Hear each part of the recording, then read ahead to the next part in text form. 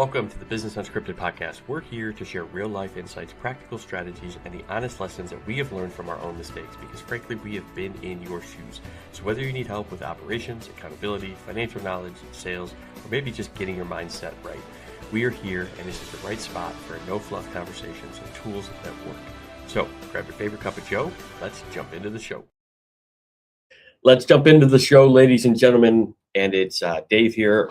And we are here for another Friday morning Business Unscripted episode. Today is episode 76. Crazy to think we've gotten 3/4 of the way to episode 100, a little over that now. And as you guys can see, it's just me today. So Dwarn and I have been burning pretty much the midnight oil almost every day.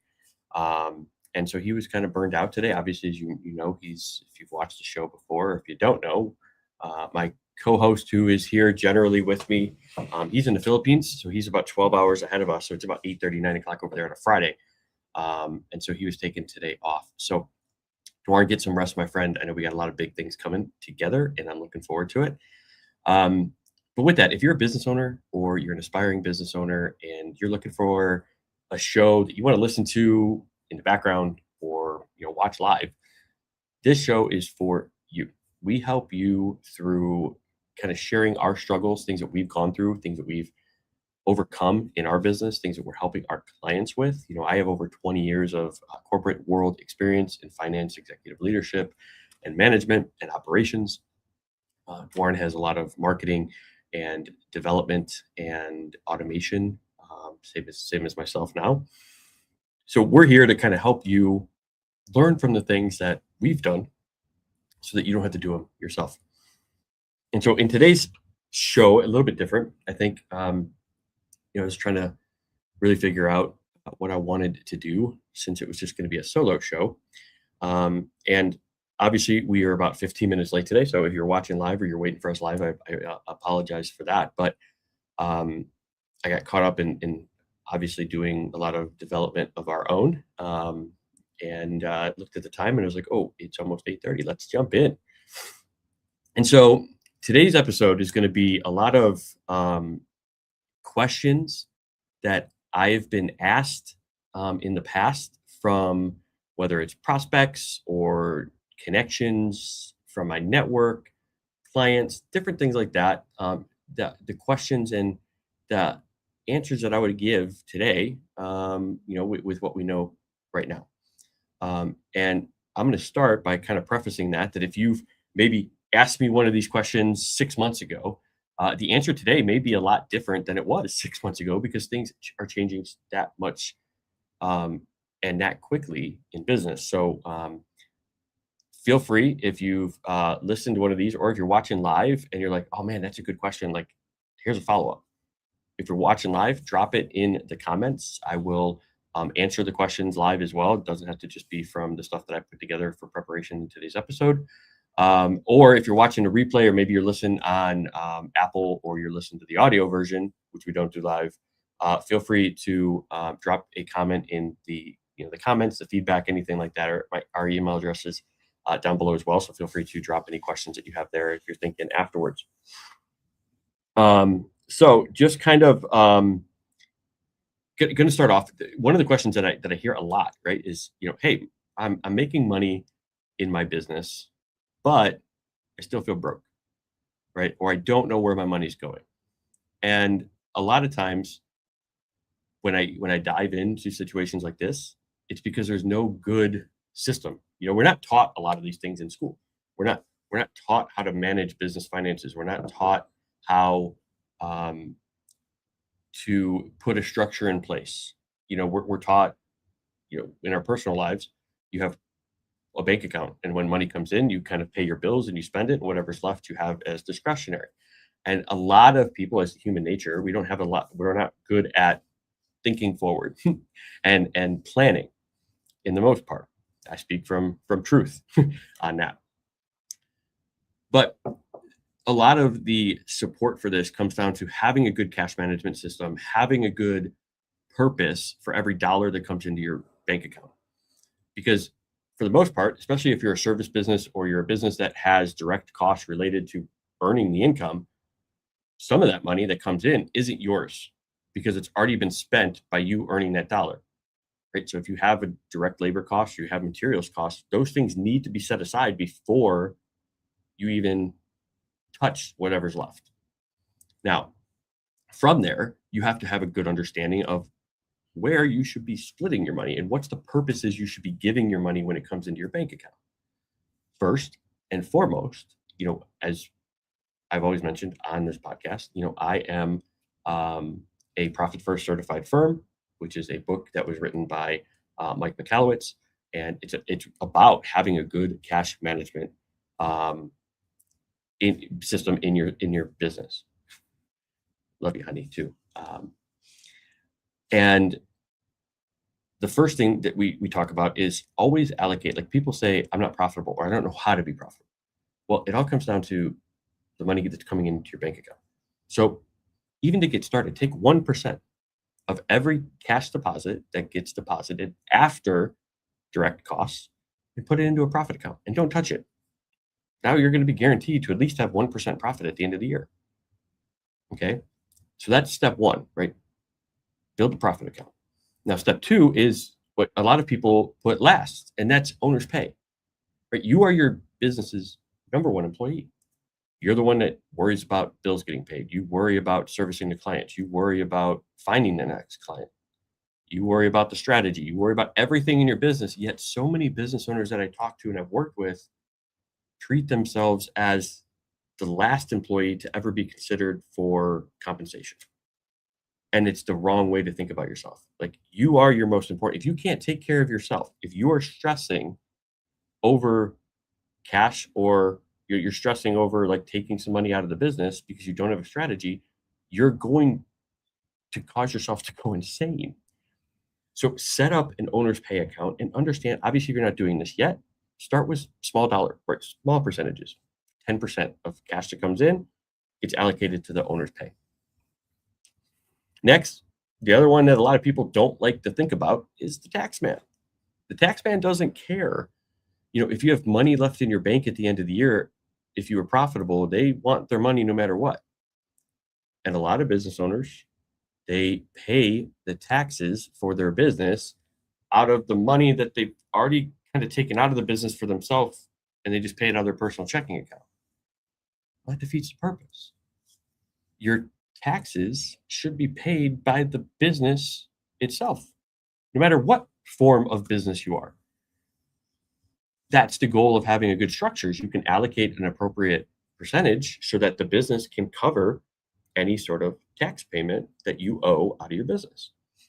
And then last, and in a general sort of initial setup, right, would be your operating expenses. And so this is the percentage of money after direct costs, so we call that real revenue, that you have to spend to operate your business. So this is for your subscriptions, your rent, your overhead, your office admin support, things like that. That's the operating expense account. Once you begin to actually have a purpose for every dollar that comes in, you're going to stop feeling broke in your business, because you're going to know, hey, I got a $10,000 deposit, $4,000 of that is not mine, so I'm putting it in another account. I now have $6,000, and I know exactly where it's going to go. I know exactly the purpose that it needs to be in. Now, as you begin to evolve, or you work with somebody like myself or another Profit First professional, the goal is that you're setting up strategies for the goals of your business. So for some businesses, some clients of mine, they want or need to buy new equipment. So we have an equipment fund, so that at least the down payment is set aside when they need to buy that new equipment, or they have a repairs and maintenance that needs to be done because they're utilizing their equipment a lot and they have a big repairs and maintenance. So we decide to start setting money aside for that. That's the beauty about when money's coming in and you know where it's going, you don't necessarily feel broke once the system gets running. In the beginning, it may still feel that way because you're building the habit of giving purpose to every dollar that comes in, and then allocating it, and then staying within that budget. That's the biggest, hardest part for a lot of people too, is realizing, okay, I only have $1,000 in the bank. I can't pay that $1,500 bill right now. So what do you do? And I get this question all the time. What do I do? Can I just borrow money from like my profit account, put it into the operating expense account so I can pay that bill? Because I don't know what I'm going to do. And the answer to that is always no. Because what happens when you start borrowing from one account for another is you're never going to pay it back, because it's always going to be a cycle. And again, I talked about this because the first time before I was Profit First certified, I read the book about 3 years ago, maybe 4 years ago now. And I started running it in my business. And I did that same exact thing. I started with, profit, tax, owner's pay, all of that. And I had money in my profit account and my tax account. And I was like, a bill came in or an opportunity came up, or both, depending. And I was like, oh, I'll just borrow it from the tax account. I'll pay that back when I get my next invoice payment. Well, do you think that happened? No. And so eventually, after about 6 months, I stopped following it because I was like, well, everything's just going in my operating account anyways. What does it matter? And so I stopped following it. And so over the last year and a half, have rigidly followed it. I do not borrow against my tax account. I do not borrow against my profit account. If I take money out of my profit account, it's because it's a profit distribution at the end of every quarter. Now, the goal is you don't take the full amount out of your profit. The goal is that you leave half of it in, but you use it for ways and things outside the norm. You don't just use it for your lifestyle expense. But we're diving way too much into the Profit First side here. But I could talk Profit First for an entire hour if we really wanted to, and give you scenarios, different things. We're not here to do that. But just know, if you're making money in your business and you feel broke, it's probably because you don't have a good system around money management, and you're trying to just, by the seat of your pants, pay your bills as they come in. So to go back, and we'll wrap this up to the one scenario. So if you have a $1,500 bill come in and you only have $1,000 in your operating account, what do?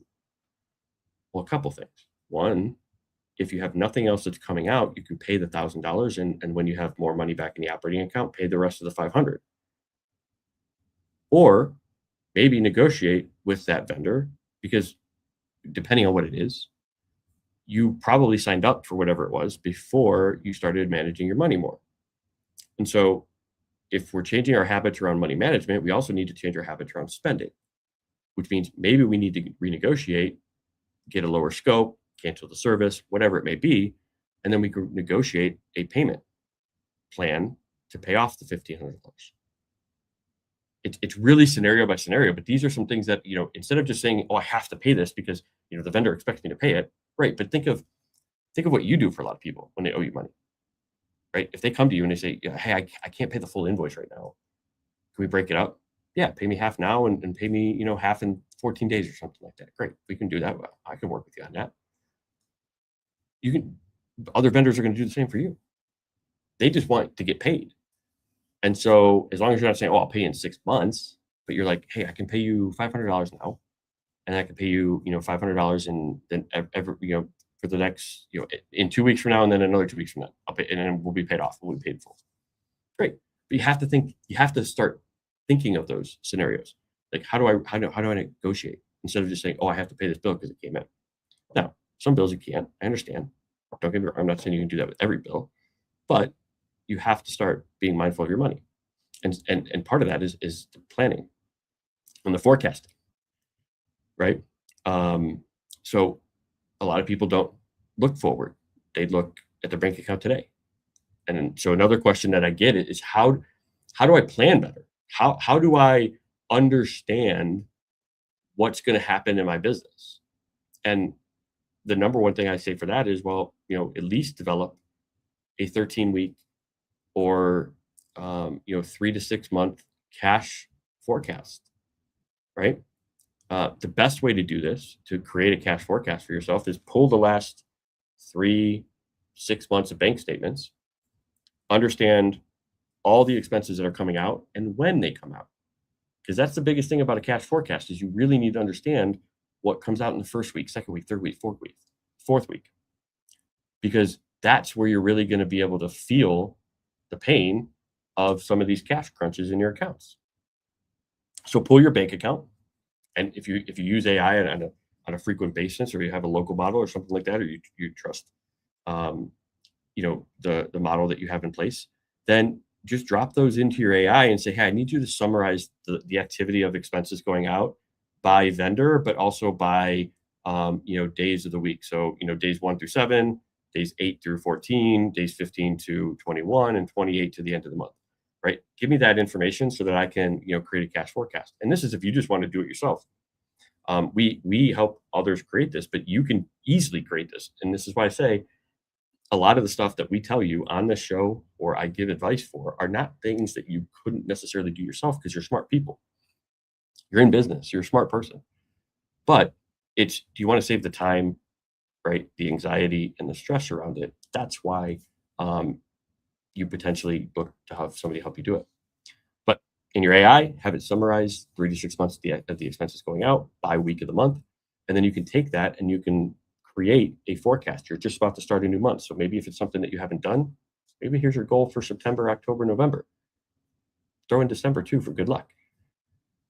So have it break down and then you can see, all right, I know your clients, right? You know when your money's coming in.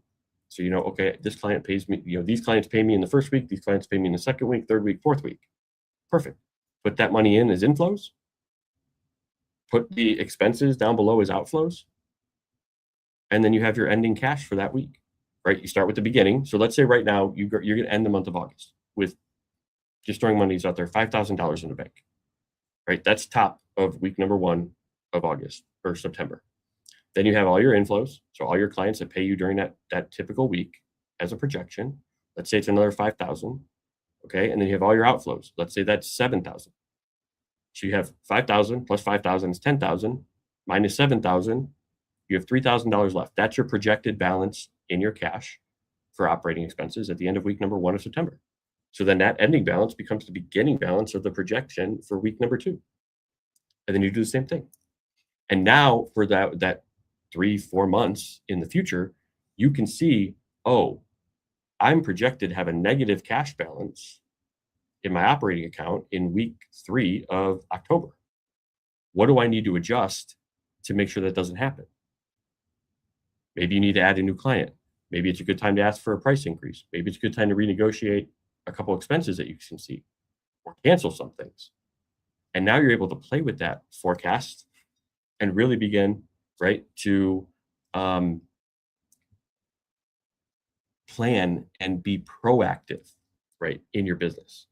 So many people want to be and end up being reactive in their business, and it doesn't help them, right? You're just trying to, and if you feel like you're fighting fires all the time, which is another question I had on here, that's probably why, because you're being reactive to everything happening in your business. You're not being proactive. You're not thinking ahead. That's how you stop feeling like you're always fighting fires. So, number one thing you can feel of, getting an understanding of what's going to be happening is to build at least a 3 to 4 month cash forecast to understand where your bank balance is going to be in your operating account or your main account if you only have one account. And in there, put in your distributions or your wages. Like all of that needs to be in there. Debt payments, right? Credit card payments. All of that should be part of your cash outflow in order to really understand where your money is going. That's the most effective piece. Let me take a look at a couple other questions here. And again, if you're watching live or if you have a question or you have something on business that you want to bring up, whether it's AI, operations, finance, whatever it is, feel free to drop it down below. And if you're watching this on a replay, you're more than welcome to do that as well. So drop it down below there. Let's see. Here's a question. I guess it doesn't necessarily just be here how I initially wrote it, but I get asked a lot, like, when do you know it's a good time to hire a bookkeeper, accountant, fractional CFO, et cetera? And I think this, my answer to this is kind of always been the same. And it really comes down to, you need to buy your own time back, especially in your business. If you're the only one in your business and you're the only one doing everything, so you're doing the invoicing, you're doing the accounting, the bookkeeping, and you feel like you're overwhelmed, you don't know, how do I grow? Well, it's because you're doing too much, right? You're trying to do everything yourself. And in reality, right, where are you going to find the time to go out and find new clients or find new prospects? You can't, because you're already doing all these other things. And so it does come down to, like, when you feel like you're at and I would say even beforehand. So like plan this out. Like you can start doing all this stuff. But when it starts taking up hours of your day that could be used to actually help grow your business, that is a good time to start thinking about what next step you want to take around those admin type activities. And I had a conversation with a new client of ours, and it's multi-owner, and we were reviewing a fractional type support agreement. And one of the questions was, well, why would we need fractional when we have when all three of us are really capable and we want to be like doing some of these activities? And the best answer to that is like, well, what are some of the things that you started the business for that you want to accomplish?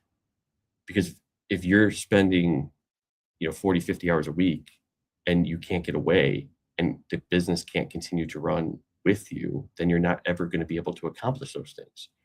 So it's not saying you're incapable if you hire support to do that task. Everybody's capable. You're capable, right? You're smart.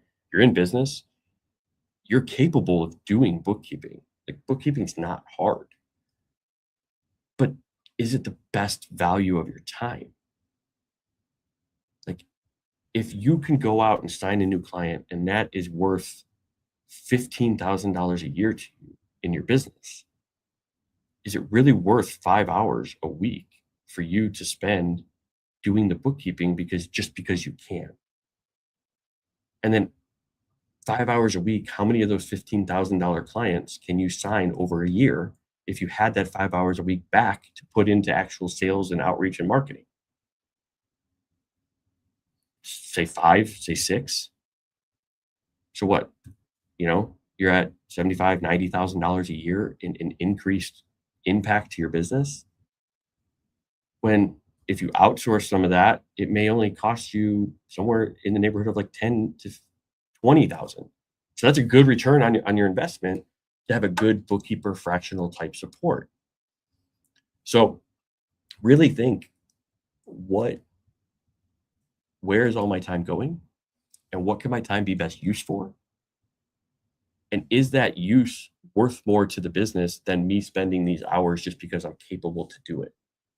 That's when it's probably a good time to start thinking through what does outsourcing some of these activities look like? And it's not always just bookkeeping or fractional CFO, COO, operations, workflow efficiencies. I mean, it could be sales, right? Maybe you're not good at sales and you want to bring somebody in, and instead of you trying to do it all, well, that's also another time to start looking at it. But don't wait until it's too late. Don't wait till you're already spending 80 hours a week. Because I say this to everybody.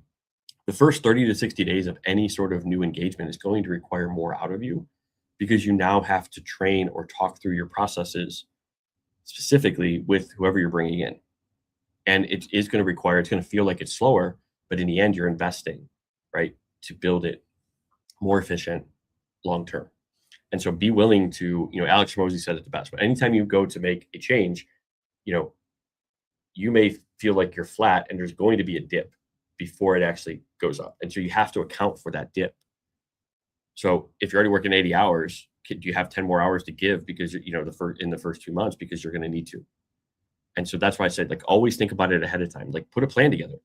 Like maybe you're in a spot where you're like, oh, I only have enough clients right now. I can manage it. But maybe if you had 2 more clients because of the hours those clients take from you or the projects that you're doing, maybe that's the point of, all right, now once I get 2 more clients, now I'm going to start looking into the process of how I can outsource X, Y, and Z. And so just putting that plan in place is great. A lot of people don't have that. So looking at your operations, where you're spending your time, and then putting that in place. It's like, okay, when I get 2 more clients or when I hit $15,000 a month in monthly recurring, then I feel like I'm in a good spot. I'm not at capacity yet, and I'm in a good spot to start looking at what these different sort of services look like. And then once you're actually kind of evaluating, like the biggest piece that you can do is obviously interview, right? Talk to people that have worked with them before, talk with other clients, but make sure it's somebody that like you get good feelings about. Like you don't want to like just meet them once and then try to make a decision on that. like hopefully it's somebody that you already have in your network that you already know, or that you have some sort of relationship built with, or somebody else in your network that you trust has a relationship with that person. And then be willing to, have conversations and make sure they make you feel comfortable as well. Like you're the ultimate owner of the business, right? So you should be able to feel comfortable reaching out to that person if you have questions about whatever's going on. And so if they turn you down for that, or if they make you feel like that's not something that is part of their service, then you should probably continue looking, because I can't tell you how many times I've answered questions or been able to just respond at any time when a client has a question, even if it's just like, "Hey, let me look into this for you. I'll get back to you," or I'm at a football game watching my kids. Can I call you tomorrow? Right? Those are the things that add value to a relationship that keep people coming back. And so if you don't get that feeling from the person you potentially want to work with, then you should probably keep looking, because that's the number one thing you're going to be able to do now. And I've said this a lot. When you look at bookkeepers, I feel like bookkeeping is going to go away in terms of the entry level service. And this is another question I had, is like, what do you think about bookkeeping? And the reason why is, obviously we've talked about this, on the show, and we're building, kind of engines and things that can kind of help us kind of do the daily work that a person used to take a few days to do. Now we can do those every single day with reporting, um, because AI is that advanced where it can handle those simple, mundane, routine journal entries and categorization that you don't have to have somebody do, right? So standard bookkeeping is going to go away. So what you're going to find is, um, a lot of these bookkeeping firms that are just bookkeepers, if I can talk, get some water, my mouth is dry. What you're going to find is these bookkeepers that just do bookkeeping, if they don't evolve and um, they don't start offering some additional level services, support, advisory, different things that add value to the business owner, they're ultimately going to go by the wayside. And services like TBS or any other type of advisory services, pretty much I don't price based on the bookkeeping anymore. Bookkeeping is kind of just included in our main package. The main services is a lot of the advising, the support, the forecasting, the things that like the typical accounting software is not going to do, or a bookkeeper is not going to do for you. And so find somebody that goes above and beyond. They're not just like pricing you for bookkeeping, because you are going to, like, if you think about it, you may talk to a bookkeeper and they may say, oh, it's $400 a month for bookkeeping. But that $400 a month, you could pay, a $50, AI to potentially, in your business, if you wanted to build it for yourself, you could possibly do that. But again, you're still not getting any sort of like, what do the numbers mean? Talking through, what's the last time you changed your price, right? How do you work through a pricing change? How do you work through a contract negotiation? And making sure that you're pricing the contract appropriately to make sure that, it's not a overly priced service or product, but you're also making the margin that you need to, right? So there's a lot of other things that you need to probably be paying attention to from an advisor and a financial side than just, hey, can you do my debits and credits and reconcile my bank statement? Like that stuff's the easy part now. And then the biggest thing is, a lot of people confuse bookkeeping and accounting together. And while the majority of it is, when you think of like a CPA or an accountant, that's your benefit around, and that's where you should really focus and pay attention, for like your taxes. Like your CPAs are the people that you have in your corner that are going to help you when it comes to tax time with tax return creation, tax estimate planning, all those different types of things.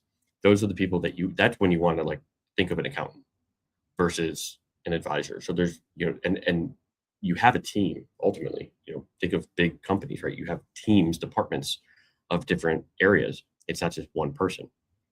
And so an accountant, if you're talking to an accountant for your taxes, again, vast majority of people, there's a vast range of different types. your biggest goal is to find somebody that, again, you're comfortable reaching out to, they allow you to reach out, and they meet with you during the year. A lot of accountants are just, we'll talk at the end of the year, give me your stuff, we'll file your tax return. Well, that doesn't help you, right, in July when you're debating on, do I lease or do I buy a new piece of equipment? Or do I buy or rent a building? Like, that's where you should be talking and be able to talk with your accountant so that you can actually talk through those types of things. So make sure you have a good accountant that you have the ability to meet with quarterly, that you could also email questions and get answers and things like that. But be patient when, essentially 7 months out of the year, they're pretty much slammed and busy, because they have tax returns, aren't just for a lot of accountants. Tax returns don't just happen in January through April for a lot of accountants, as much as a lot of people think. A lot of them go on extension. So then not only are they busy at the beginning of the year, but now they're starting to get busy right now, August through the end of October, because that's the S Corp, the corporation type extension and partnerships are due around the 15th of September. And then you have your personal extensions that are due on October 15th. So these are all busy times for an accountant. So give them a break around the busy time, unless you have an actual tax question and they're working on your return. But sometimes there may be times where it might take a little while to get an answer. So don't be pushy. All right. So yeah, a good question is, a lot of people ask, like, what do I automate, or what's the process that I should do first? Like, where should I focus my attention first? And I got this when I was doing an AI presentation, but I also get it a lot from just general conversation in our alliance meetings, et cetera. And so we've talked about the two list model. And this is the first thing I tell everybody to do.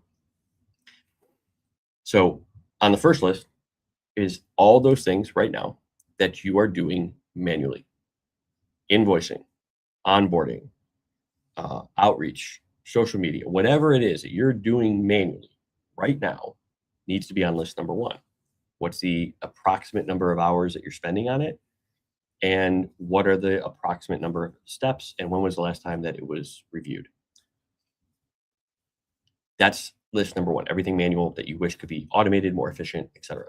List number two are all the things that you want to be doing, know that you should be doing, or would like to do more of, right? But you can't because of everything on list number one. All your time's taken up with list number one. And on list number two, some of these things may be, why you got into business, right? I want to spend more time with my family, or I want to take weekends off. I don't want to work 70 hours a week. Whatever it is, like, that can also go on list number two, because it is important to you as the business owner. And so what you want to do is take a look at each one of those lists, and you're going to pick like 2 or 3 things. And whatever was going to have the most impact from list number one on list number two that could free some stuff up, that's probably something to consider. Or what's something on list number two that could also be potentially automated or turned into a process right now that you could start doing without changing anything on list number one. So that's why having these two lists are important, because it's going to help guide you. It's going to give you that roadmap of, where do I want to go next? And what do I start with? And I implore you, don't try to do everything at once. Start with 1, 2, max 3. Because what you're going to find, especially if you're trying to do it yourself, it is a learning curve. I mean, I tell people all the time, don't try to be like Warner Eye or any of the other, if you watch other videos on YouTube, right? Though everybody that's there has been in AI and learning it and playing with it and using it probably daily. For us, we're in it literally 12 to 14 hours a day, 6 days a week. I like to take Sundays off, right? And Saturdays are less. But so you don't have to, don't compare yourself against me. Don't compare yourself against YouTubers. Compare yourself against yourself yesterday.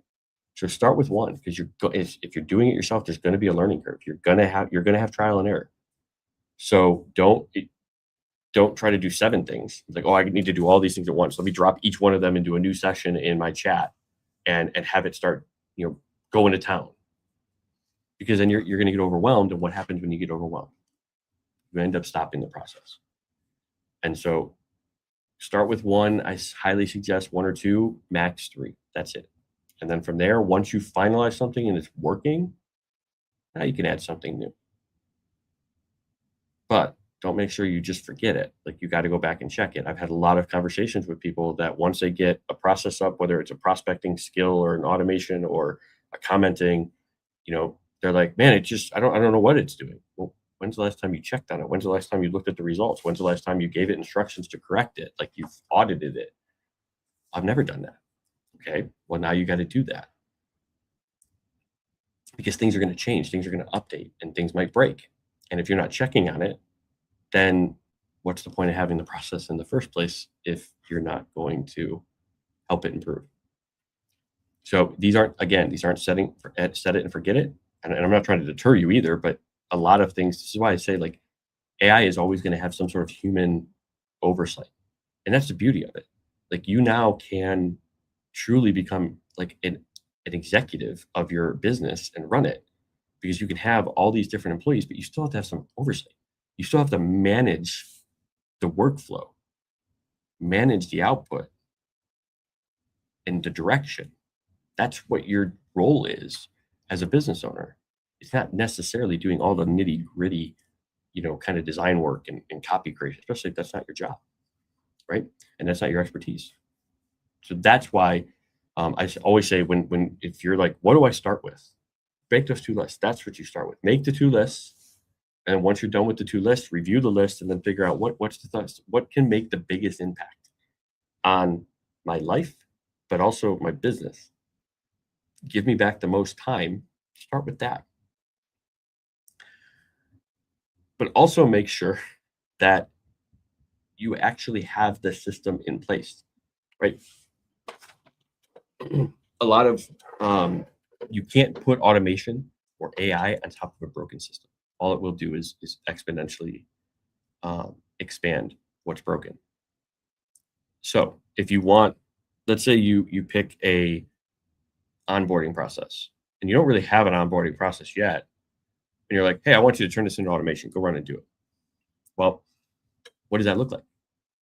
Do you have onboarding documents? Do you have an electronic signature that you need them to sign?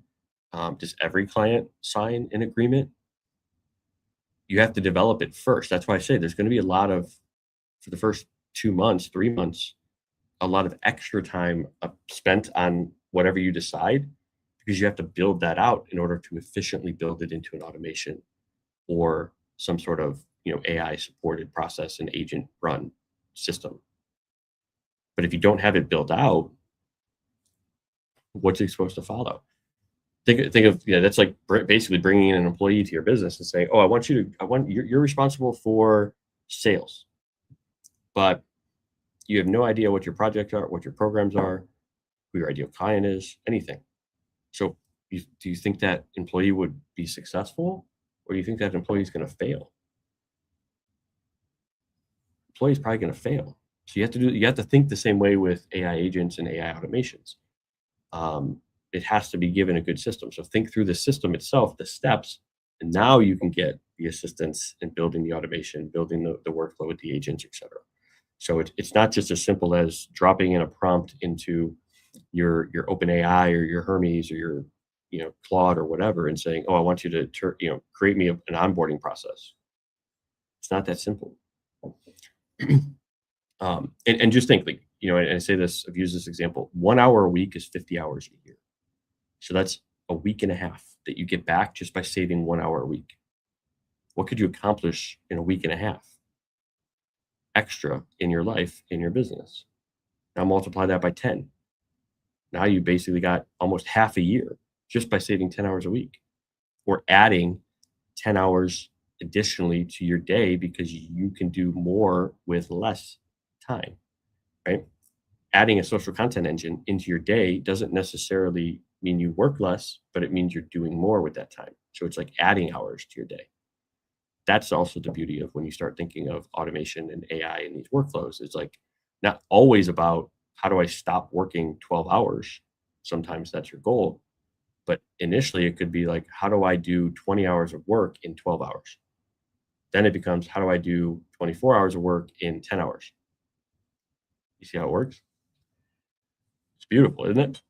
And it's part of the fun as well as part of it. But you may not want to. Like there's a guy in my office that I talk with all the time, Brian. And he's like, I know I want to start doing more with AI, but I don't want to know the nitty gritty. I don't want to know what you built into the back end in terms of like each individual step. You know what I mean? I want to know the high level. I want to give the direction, but I don't want to know the nitty gritty. And so that's perfect. There's people like exactly like Brian out there that loves what he does, knows he wants to start doing more, but doesn't necessarily want to have the stress and the anxiety around trying to figure it out. And that's perfect. So for yourself, make sure that you're kind of figuring out where are you at. And do you want to be somebody that loves this stuff, like, and is in it 100%? Love it. Like, let's have a conversation. I can point you in the right direction. I have a couple clients like that right now where vibe coding, they're vibe coding, and we're kind of helping out that way. Like, there's a lot of different ways that you can get the support you need and just start doing. And it's just crazy to think, like I said, this sort of co-work space from like Claude, and I know Hermes and OpenClaw have been open, but like really like the Claude co-work space has really only been, I think, since like March. So what we're talking 5 to 6 months, really, that this stuff has really been out in full-fledged, and you see how much it's even changed since then. So you're not behind. I've a couple of the data points is like I think roughly 10% of business owners are really utilizing it on a regular basis in their business in some sort of process. So you're not behind. 85% of like used AI in some shape, way, or form, but only 10% or less are actually fully utilizing it in their business to be productive. So how do you get started? Build the 2 lists, decide what's going to be the most impact on your business, and go from there. Let's find another good question here. And again, if you're watching live and you have a question, drop it in the comments. I should be able to see them here on our software that we use. Or you can email us anytime after the show if you're watching the replay or you're listening to the audio. Appreciate you guys being here. If you can do me a favor, give this a likes and a thumbs up, all the fun algorithm stuff. I would appreciate it if you're finding some good value, or if you just think I'm a cool guy and you like the sound of my voice. That will help a lot as well. Let's see.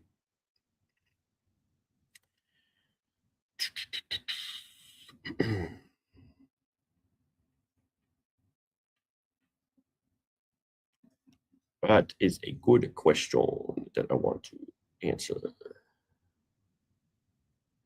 Oh, so here's I get asked a lot, like, how do I know where to spend my attention in terms of clients, products, services, etc., in your business to know what's the most profitable? And the first thing I have to say is, one, do you have the data? Because if you don't have the data, you can't obviously then determine what is profitable and what isn't. And so generally in a QuickBooks type situation, if you're not paying, I think it's like $125 a month to be able to actually track things by product or service, you're probably not going to have like your accounting data.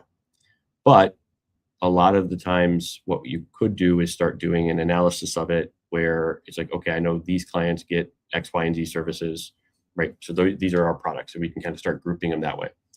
If you do utilize the products within QuickBooks or services within QuickBooks, you can route them to a different revenue line. That's another way to start tracking the revenue by different service line. That's a good start. So now you can actually break out, instead of just having one sales line or one revenue line, now you're actually seeing what's actually coming in from each different service. Now on the expense side, it's a little bit harder if you're not tracking it within the system, but you can start making estimates, right? I think of my drunk calling client.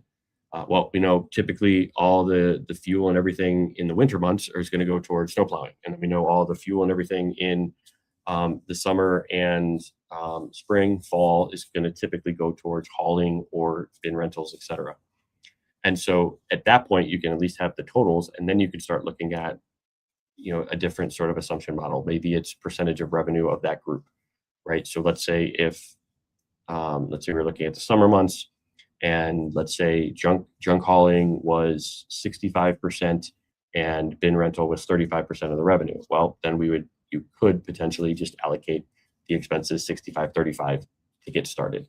And then from there, you can build out a different system model depending on what you want, but this is a good first initial estimate. The other way is looking at, do you actually have a good pricing estimator that is reliable to give you the gross margin that you need? A lot of business owners just kind of price it as a whim, right? Or they have prices that they haven't touched in years or even looked at. And so these are the first steps of understanding like what's profitable. Because if you have a service that 3 years ago you priced at $1,000 and it has some direct costs that have been associated with it, and those have gone up, but you haven't changed your price, you may be at a break even and not even know it.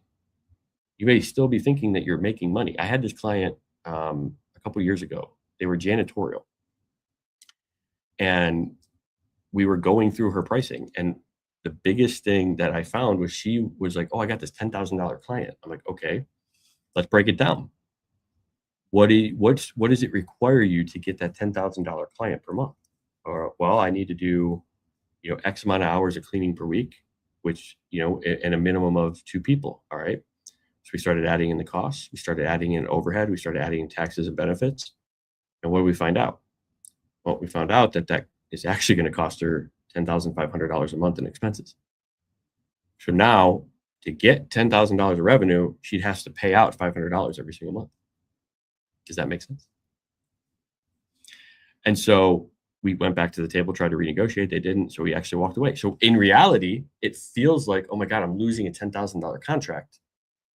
But in reality, she was saving herself $500 a month. So if you haven't looked at your prices in a long time and actually broken it down, even if you're an advisory service like mine, like there's costs associated, right? So it's like your time, like what you roughly want to make, hopefully, right, per hour of service.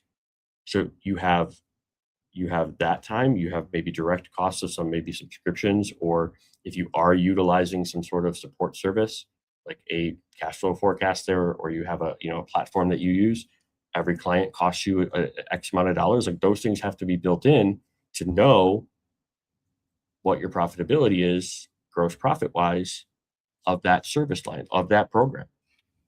And if you haven't looked at that, you haven't broken it down, and you aren't doing that regularly, then you may be making less money than you think. And it kind of goes back to the first question on that, also, why am I making money, but I still feel broke? Because you're probably not priced appropriately, or your scope isn't priced appropriately. And so these are the things as a business owner, you should be spending more of your time on your business versus in your business. And the only way you can do that if you feel like you're swamped is to free up your time. So that's how you would basically break just the basic level breakdown, right? Figure out what's the gross, what are my direct costs associated, and what is the gross margin that I'm making versus what do I want to make? And then compare that to your industry average. So your industry average may be 60% gross margin. You find out that you're only setting it at 40% gross margin. Well, now you have to, you don't want to just be average either. Maybe you want to do better than average. You want to be above average. You want to be at 65%, whatever it is. Well, you have to either cut costs to get there or increase price. And I know price, you feel like your price is so sacred and you feel like people are going to leave if you just say, hey, I'm going to increase my price 10%. When in reality, people get price increases all the time. You've gotten price increases and never fought it from your vendors. So why, people expect it. And as long as there is a value, they see you as a valuable service. They see that what they're getting is at least 5 to 6 times more valuable than what they're investing. They're not even going to question it. You have to believe in yourself first. If you don't believe in yourself, a price increase isn't going to matter anyways, because you're not going to believe in what you're saying.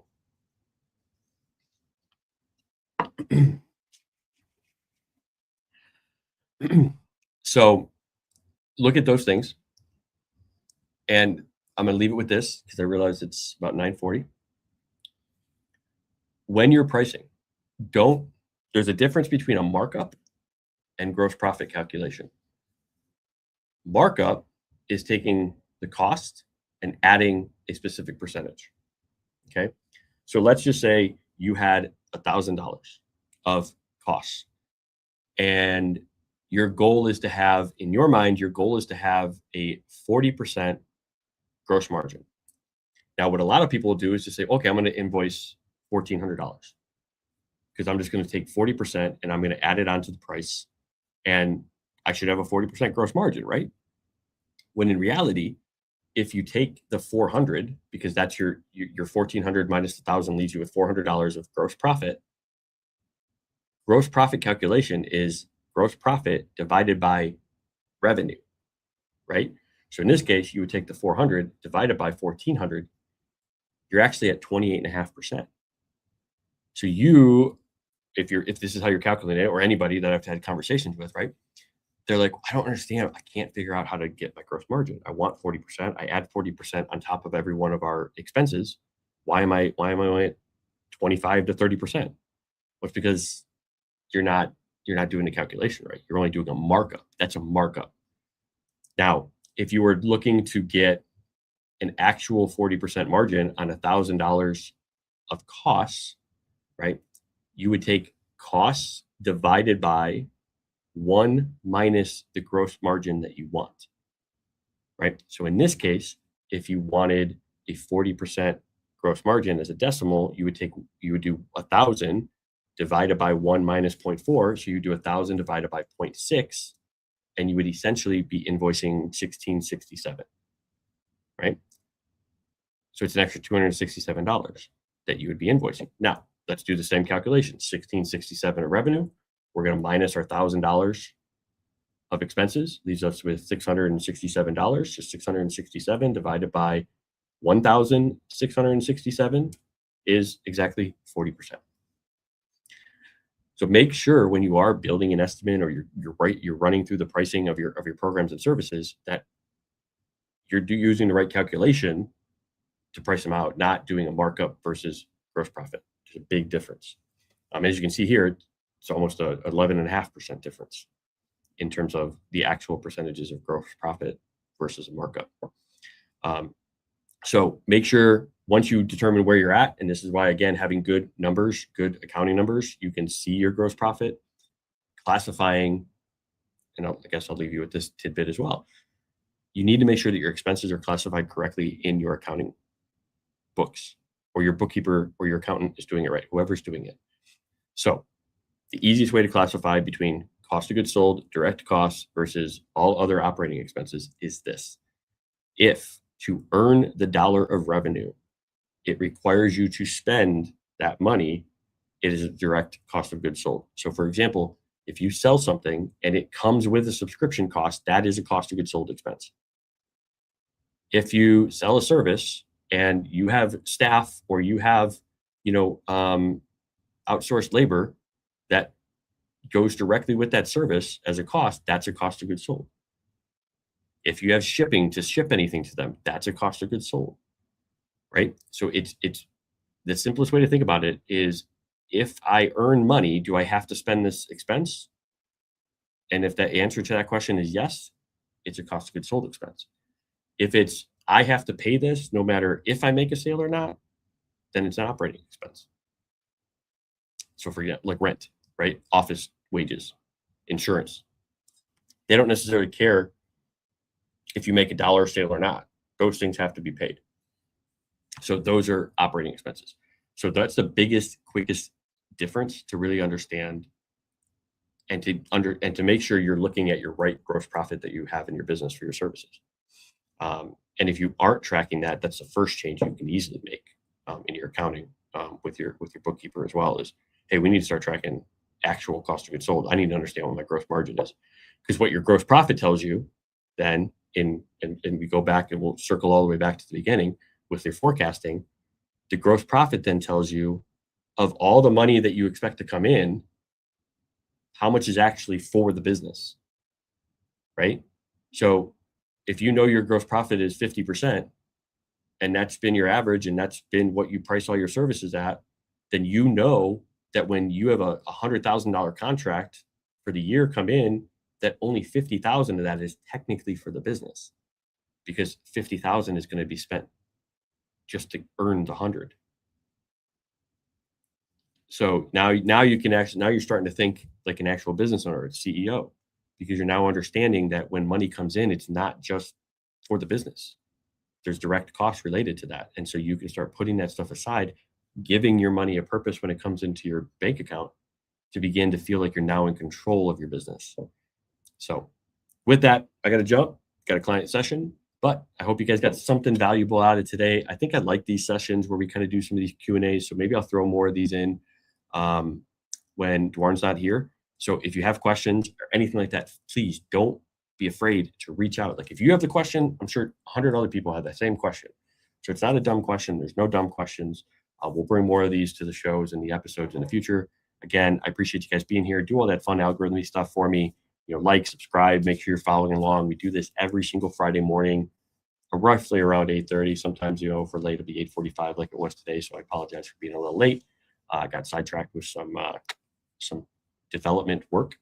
But yeah, I appreciate you being here. Don't be afraid. Don't be a stranger. If you're watching, you're creeping on us out there. I love it, but we love you. Hope this made some impact to you. And we'll see you guys in the next one. Hope you have a good one. Enjoy your weekend. See you, everyone.